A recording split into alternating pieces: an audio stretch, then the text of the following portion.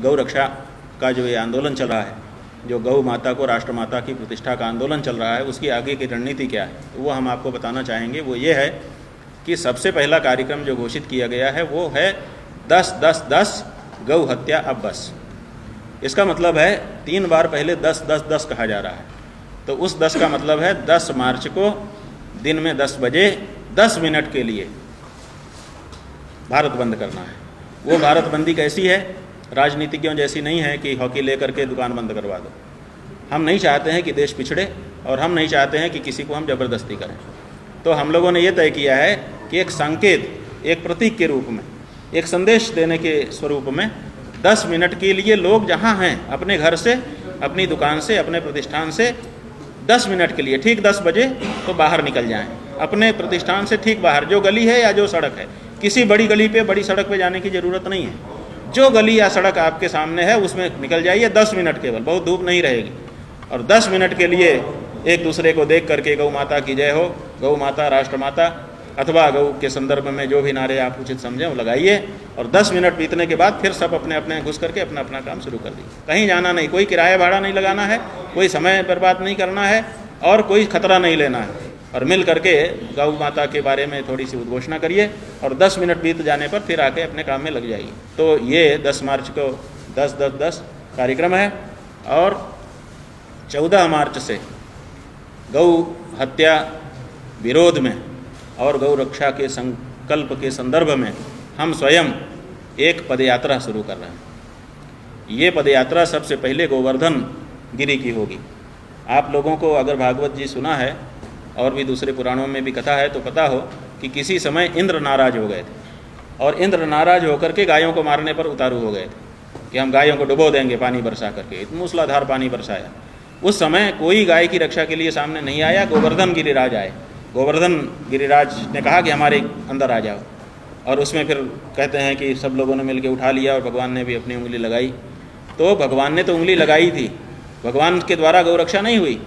गौ रक्षा तो गोवर्धन कर रहे थे, सहयोग सब लोग मिलकर कर रहे थे, कृष्ण भगवान ने भी किया।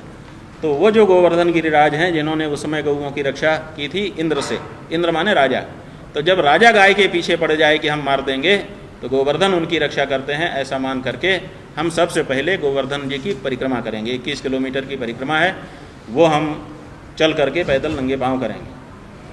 हम चाहते हैं कि गोवर्धन की परिक्रमा में ही देश के सभी राजनीतिक दलों के प्रमुख आ जाएं अपना अपना शपथ पत्र ले करके और हमको उपलब्ध करा दें कि लो भाई, हम आपके साथ आपके भाई बनते हैं। और नहीं तो स्वाभाविक है कि कसाईयों में उनकी गिनती चली जाएगी।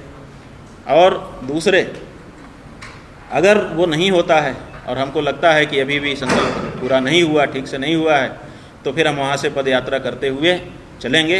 15 दिन का समय लगेगा और हम दिल्ली पहुँचेंगे नंगे पाँव सड़क पर पद यात्रा करते हुए।